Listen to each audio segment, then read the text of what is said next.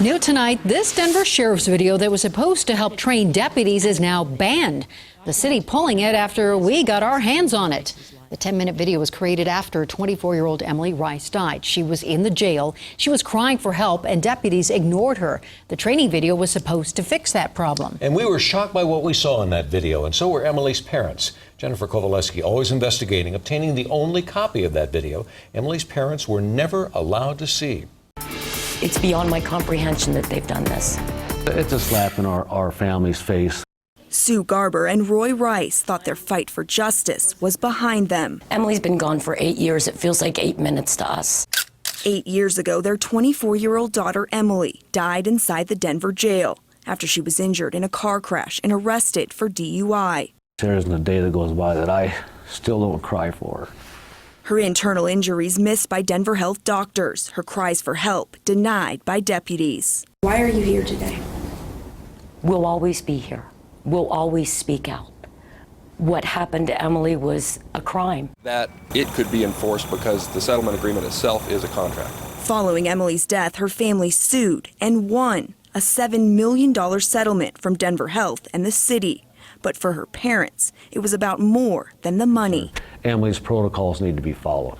Emily's protocols, more than a dozen new requirements jail staff were supposed to follow to make sure what happened to Emily doesn't happen to anyone else. As you have seen thus far, one of those protocols required the production of a training video for sheriff's deputies to discuss factual issues of the events in the Emily Rice case. When I saw the video that the city produced regarding Emily's case, I was enraged. Daryl Kilmer was the family's attorney. He hadn't seen the video until we showed it to him. This is a real indication of the culture of cover-up and denial of responsibility that has been at the jail for the last generation, really.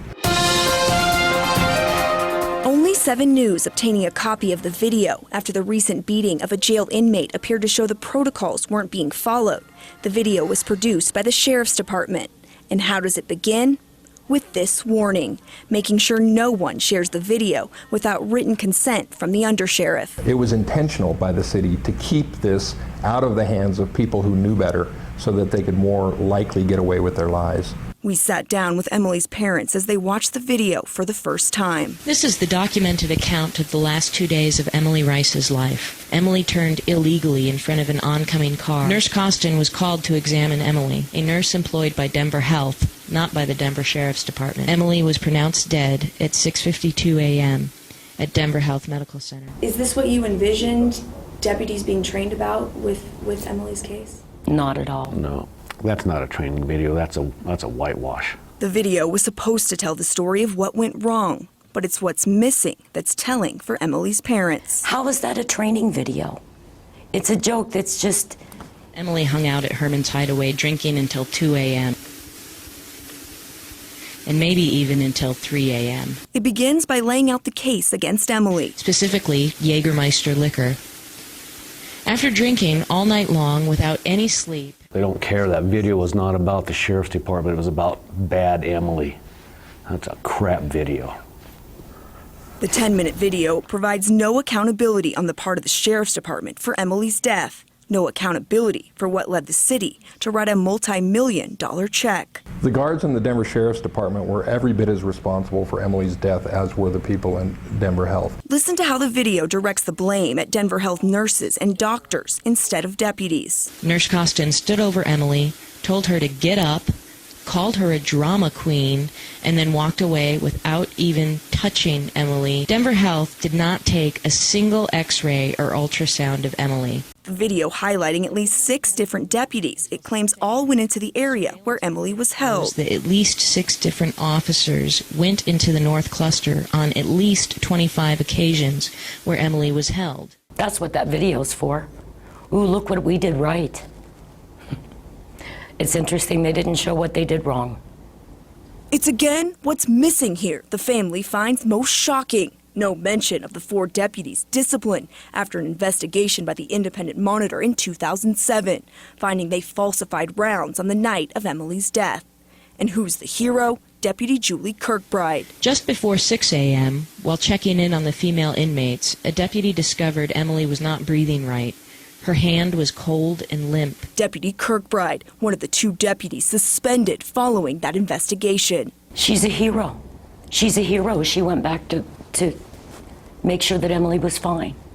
We all know she wasn't fine. The video ends with the undersheriff at the time, William Lovinger, asking jail staff to notify a supervisor if they believe an inmate needs additional medical help. For Sue and Roy, the video doesn't offer any training at all. I think it's doing more harm than good.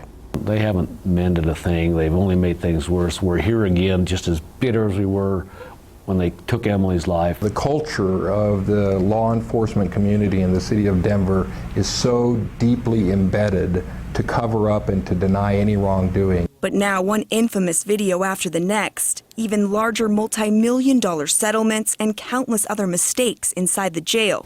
Look how long it's been, and we still don't get it. It's still going on down there. You know, it's anger and heartbreak, and it's also incredible disappointment because we believed him.